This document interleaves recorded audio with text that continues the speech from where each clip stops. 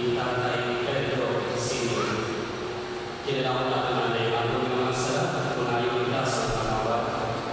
Tanan kita, nag-umpisa sa Diyos ng magkakamang sandalan, kag sa iyo mga kapatid, ay asalamat ako sa sakuna, sa pulong, sa buhat, sa pagkabayan, sa kasalat, sa kasalat, sa pagkabuto sa pusat ka, ay sa natin, ay hindi ako, sa kanyang mga Yesus, sa Diyos, at sa iyo mga kapatid, ikaw sa ating Diyos. Kabayan na nagawin sa ating Diyos ng mga gagamang sandalan, at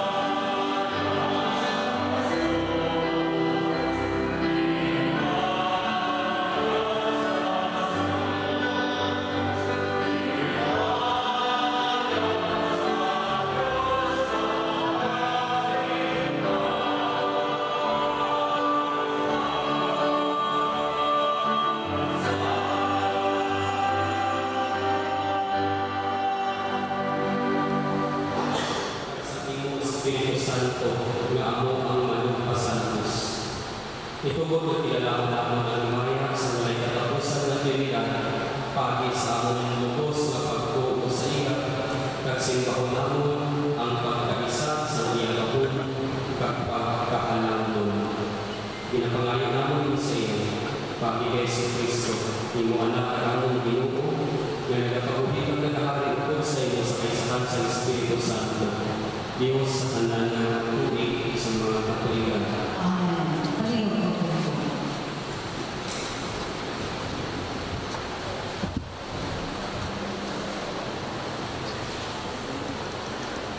Ang pagbasa gikan sa libro sa Deuteronomy. Usisa ang nagida.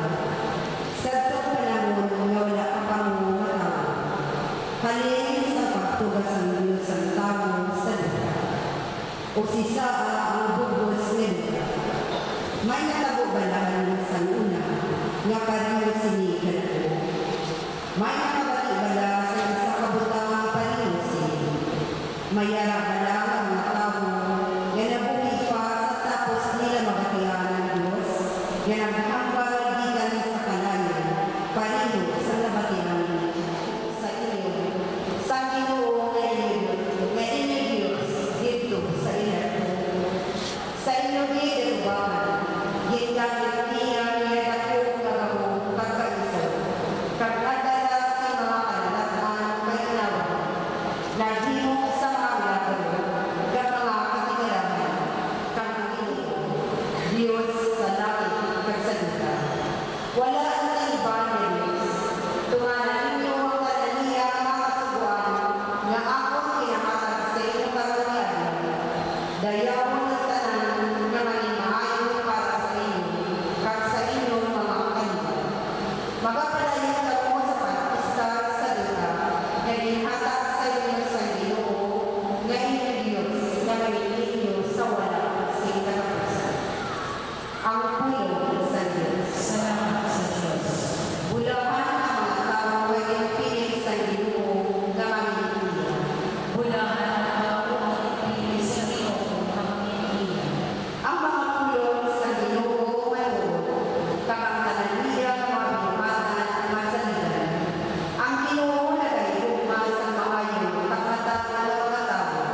Ang iya na dayon gayuma, nagagulo sa lupa. Bulahan ang mga tao ang ipili sa Ginoo na mangingiyan. Gintuga sa Ginoo ang kalamitan sa iya pagmando. Kakakadlaw, bulan kakabitukunan sa iya pagmando. Bulahan ang tao ang ipili sa Ginoo na mangingiyan. Sa pagmamaliya ang kalibutan at lugar. Ginabuhi niya sila sa tiyon sa tiguluto. Bulahan ang mga tao ang ipili sa Ginoo na mangingiyan. Nadayon niya upang magpabilin sa aming Panginoon, kaya ang aming paglaon, yara sa inyo. Bulahan ang tao ang ipili sa Ginoo na mangingiyan.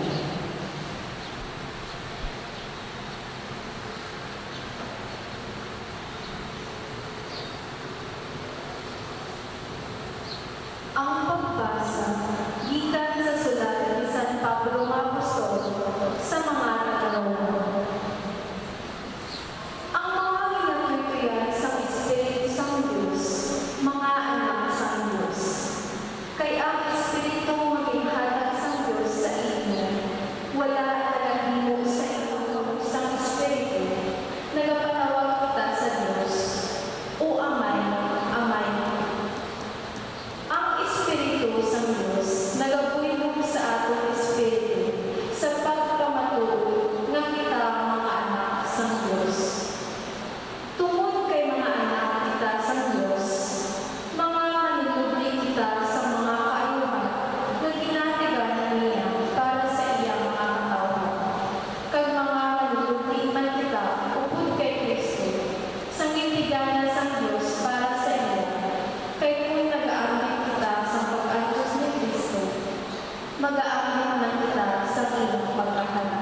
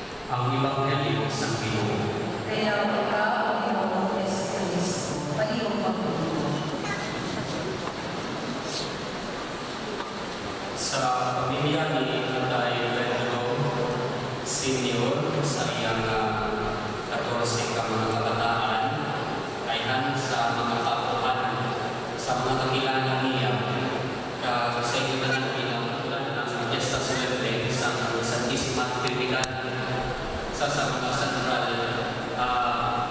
beliefs natin ang mga Katoliko pwede natin na ang Diyos, isa ka Diyos, persona, Father, Son, Holy Spirit. Namin i-notice din sa kabuhay sa Santisima Trinidad na mga ilang na dynamics. Ang dynamics na distinct pero united. Kay lain ang pangikot sa mahal na Diyos na ay sa Diyos na kag sa Diyos na Espiritu Santo. Pero mga roles, pero kuligan ay kag united yapon sila sa ka-Diyos. Why man sila nag-away?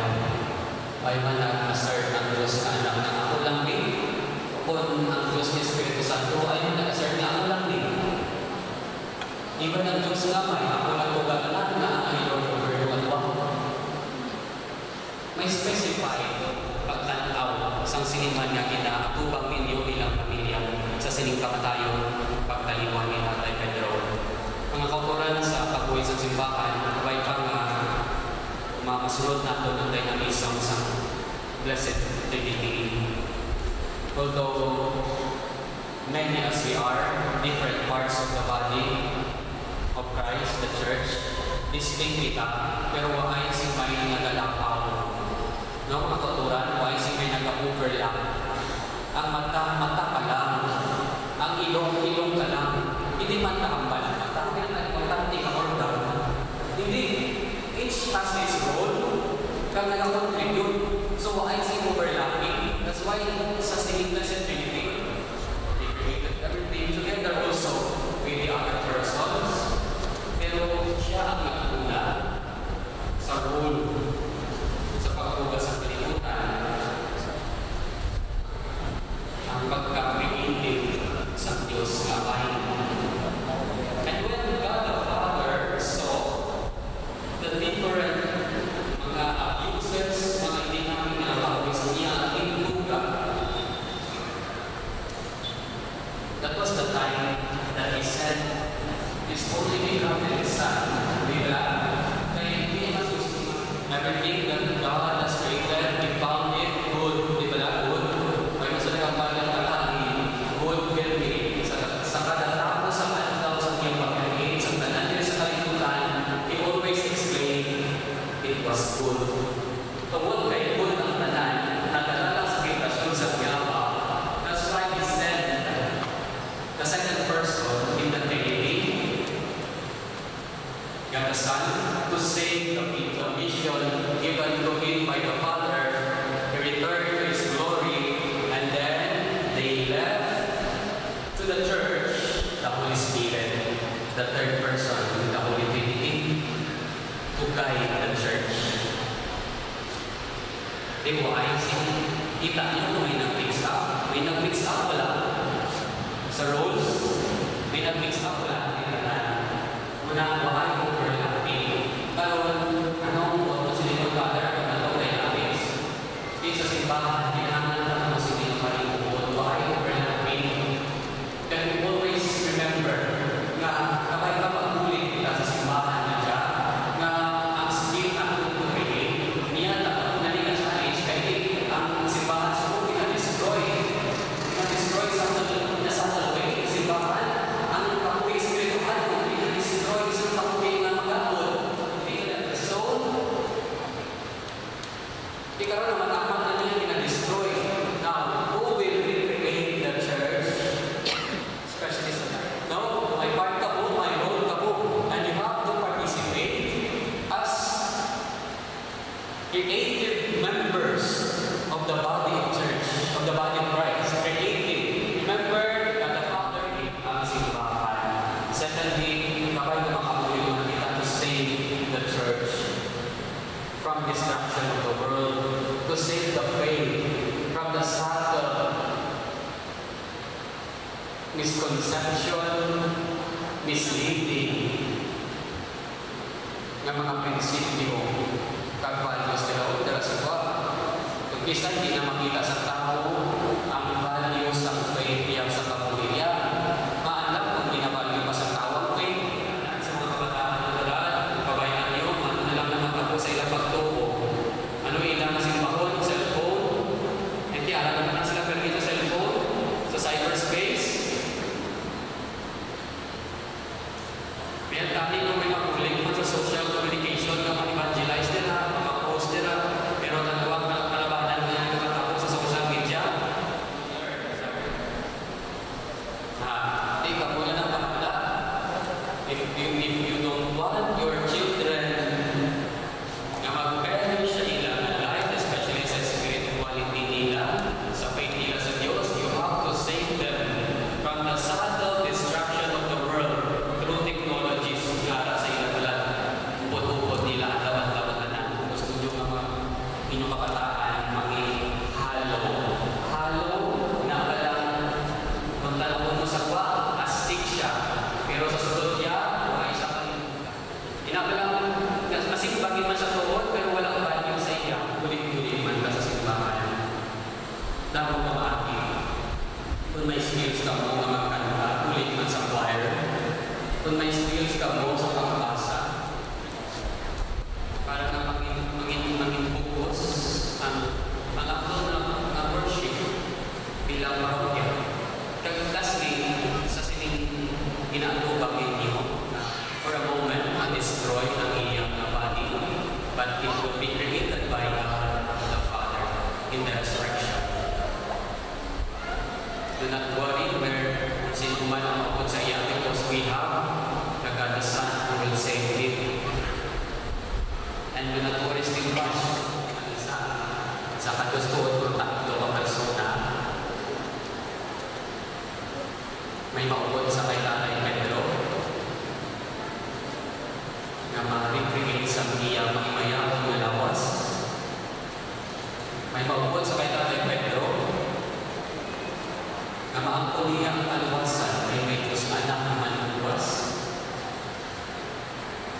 And for sure, hindi siya kung ano man ang gintugas sa sining kamatayon niya sa inyong mga naging kusuot kag panguna-una kung nagadaw ka mo, hindi na siya, kung maano siya at pinatabo sa iya, may Blessed Trinity. Why sing dapat kabalabakan? Salin lang si Tatay Pedro. Tanan kita, nagatuwa ko sa Diyos sabay, makagahapon sa tanan, magbubuhat sa langit at sa buta. Nagatawa ko kay Jesucristo, niya ang kabutong atong Ginoo. Naginipan ko sa alam sa Espiritu Santo. Ingon ang Santa Maria Virgen, kinsakit sa sumo ni Poncio Pilato, pinagsang sa krus na patay kami lubog. Nanaas sa mga minatay, sa ito pagkawapalaw siya galing sa mga minatay. Umayag sa ikan ito, mga panipasyuwa sa pagmubog sa mga buhin sa mga minatay. Nagatawa ko sa Espiritu Santo, sa Santa Iglesia Katolika, sa ginkakutan sa mga santos, sa kapakawalan sa mga sala, sa pagkakaroon sa mga lawas, kag sa pagkakakuhin ng sintapagsusan. Amen. Labing hinigugma ng mga pangkuran sa ngalan ni Jesucristo na nagbuwa sa aton, kag sa Espiritu Santo na nagpakabalaan sa aton. Ihalang naton sa Diyos na may ang aton na mga pangamuyo sa kapag-ampo, ang aton na sabat, dungga ang amang pangamuyo Ginoo. Para sa simbahan, agoy na iyay pagdala ang maayong balita sa kaluwasan ng ang pagigugma sa isa ka Diyos na may tatlong persona. Nag-aalala, Tungga ang pagpapalagay. mga muyo kita para sa pagdaan at pag-iusa sa butos ng kalibutan, ilapinagin sa ating puso. Mga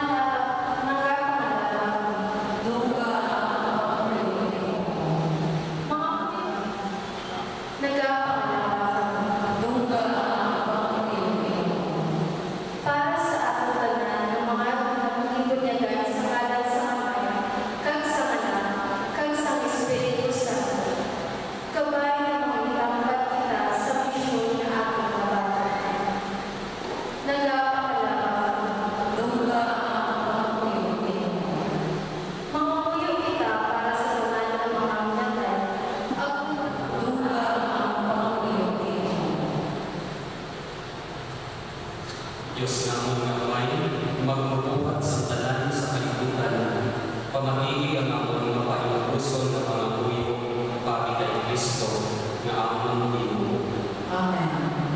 Panayon mo sa kapatid.